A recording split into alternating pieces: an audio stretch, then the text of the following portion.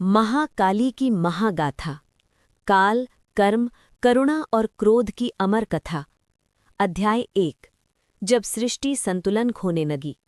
सृष्टि का नियम है, जहाँ धर्म होता है वहाँ शांति होती है, और जहाँ अधर्म बढ़ता है वहाँ विनाश निश्चित होता है। एक समय ऐसा आया जब पृथ्वी पर राजा अन्यायी हो गए, ब्राह्मण लोभी, योद्धा निर्दयी और साधारण मनुष्य भय में जीने लगे। आसुरी शक्तियां केवल शरीर नहीं, आत्माओं को भी कुचलने लगी। यज्ञ रुक गए, मंत्रों की शक्ति क्षीण हो गई और देवताओं की आराधना समाप्त होने लगी। अध्याय 2। असुरों का उदय। इसी काल में 3 भयानक असुर प्रकट हुए। शुंभ, अहंकार का प्रतीक; निशुंभ, लालच का प्रतीक; रक्तबीज, अंतहीन बुराई का प्रतीक। रक्तबीज को वरदान था, तेरे रक्त की एक बूंद भी धरती पर गिरी तो तुझ जैसा एक और असुर जन्म ले लेगा। धीरे धीरे पृथ्वी असुरों का राज्य बन गई। अध्याय 3। देवताओं की अंतिम आशा। हार कर देवता हिमालय पहुंचे। वहां उन्होंने माता पार्वती की कठोर तपस्या देखी। देवताओं ने रोते हुए कहा, माँ, अब केवल आप ही हमें बचा सकती हैं। माता पार्वती का मुख गंभीर हो गया। उनके भीतर वर्षों से दबा महाशक्ति का तेज जाग उठा। भगवान महाकाली का प्राकट्य। तपस्या के तेज से माता पार्वती के शरीर से एक भयंकर लेकिन दिव्य शक्ति प्रकट हुई। उनका रंग काला नहीं, अनंत ब्रह्मांड जैसा गहरा था। आंखों में न्याय की ज्वाला, करुणा की चमक। यही थी महाकाली, समय से भी पहले और समय के बाद भी रहने वाली शक्ति। युद्धभूमि में पहुंची तो आकाश लाल हो गया। असुर हंस पड़े, एक नारी हमें हराएगी। लेकिन जैसे ही माता काली ने पहला कदम बढ़ाया, धरती कांप उठी। एक एक प्रहार में हजारों असुर नष्ट होने लगे। रक्तबीज का आतंक। रक्तबीज आगे बढ़ा। उसके शरीर से बहता रक्त धरती पर गिरते ही नए असुर बना देता। देवता निराश हो गए, लेकिन माता काली मुस्कुराई।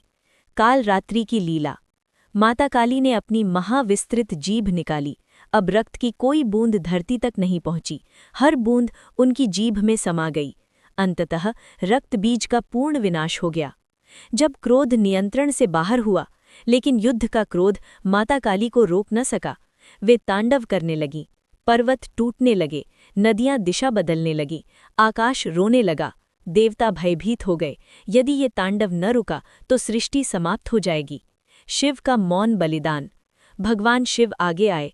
उन्होंने कोई अस्त्र नहीं उठाया, कोई मंत्र नहीं बोला। वे मौन होकर माता काली के चरणों में लेट गए। जैसे ही माता काली का चरण शिव पर पड़ा, समय रुक गया। करुणा का जागरण। माता काली चौंक उठी, उनकी जीभ बाहर आ गई। ये लज्जा नहीं, करुणा की स्वीकृति थी।